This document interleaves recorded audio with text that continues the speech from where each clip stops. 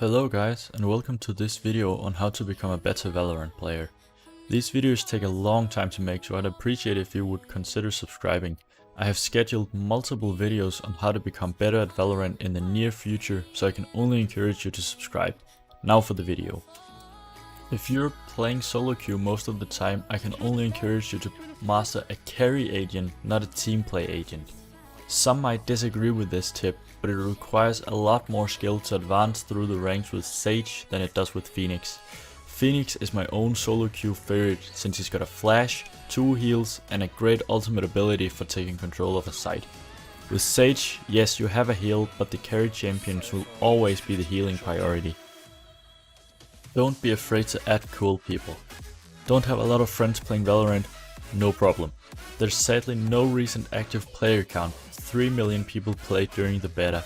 That's a potential 2.99 million friends. I'm not saying you shouldn't add players worse than you, but try to go for players better than you. This way you'll be able to learn from them. Checking their career is also a good idea after adding them. For tip number 3, I've got Crosshair Placement. Maybe one of the most important tips on here, aimed at the lower ranks. If you're below Platinum, I can almost guarantee you will need to work on your crosshair placement. Don't believe me? Record a match of yours and check how many times you say, if I had better crosshair placement here, I would have most likely gotten the kill.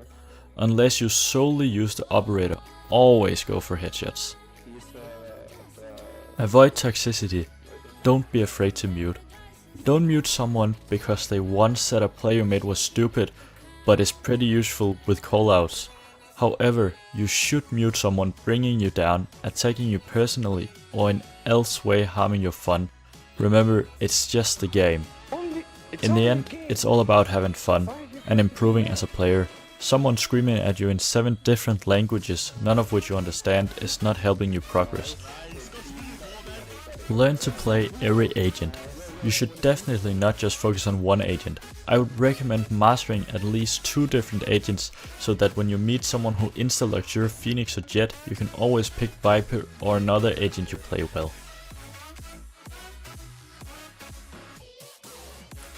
Don't instalock.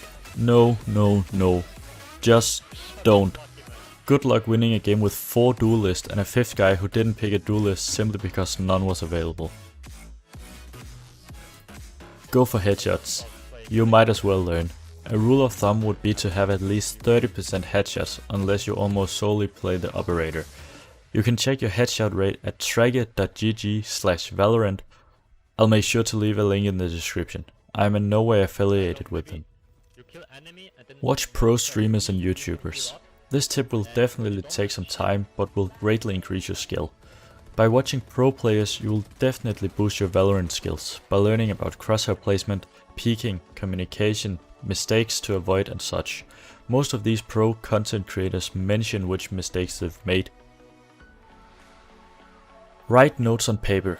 This is what will set you apart from all other players and cause you to perform 10% better than anyone else. Most kids in elementary school will be required to write down notes on paper, and high school students and such will be greatly encouraged to do so, to remember the most important stuff. And for that, there's the reason. We retain approximately 10% of what we see, 30 to 40% of what we see and hear, and 90% of what we see, hear and do. We all have the capability to learn via all 3 styles, but are usually dominant in one. This means that if you watch a video with no sound, there's a 10% chance you'll remember to incorporate it in your games. If you can see it being done while also getting it explained, there's a 30 to 40% chance. However, if you see it, hear it and do it in forms of taking notes, there's a 90% chance you'll successfully incorporate it in your games. Learn the important spots for your most played agent's abilities. I am talking about abilities like Brimstone's Molly, Cypher's Cam, Killjoy's Nanoswarm and so on. To learn this, I would recommend downloading an application like Valorant Tracker or Blitz. I'll leave links in the description for both so you can decide for yourself. Use an external aim training app like Kovaaks or Aim Lab. Using an aim training app like Kovaaks or Aim Lab consistently is bound to boost your rank. For how to train, there's tons of other good videos out there. Setting up both apps takes minutes and then you're ready to train your aim. I don't want to say one is better than the other, but if you don't intend on using money on it, Aim Lab's free. If you're ready to throw down about $12, then you can get Kovaaks. Bonus info for point 11. Warm up. Warming up is important. You can do this in two ways. In Valorant, such as the range, spike rush or deathmatch, or in an app like Kovaaks or Aim Lab. What I do is a mix of both. I have a playlist of different maps for Aim Lab that I play for about 20 minutes, then I go play deathmatch for 2 or 3 matches, and finally I enter a ranked match. Remember, during your warm up you should not get frustrated and alt tab out of your game every time you perform badly. Consistency is key. Warming up probably takes about an hour for me. It might be longer for you, it might be shorter. Learn callouts. Callouts are really important for telling your teammates where you died, where you saw someone, or where you think you should go as attackers. Knowing where the different paths lead is also important for getting across a map the most efficient way. Do not copy pro player settings. A mistake I often see is relatively new players asking for pro player settings. What's the DPI? What's the sensitivity? What's the crosshair? It's a question I've seen asked a lot.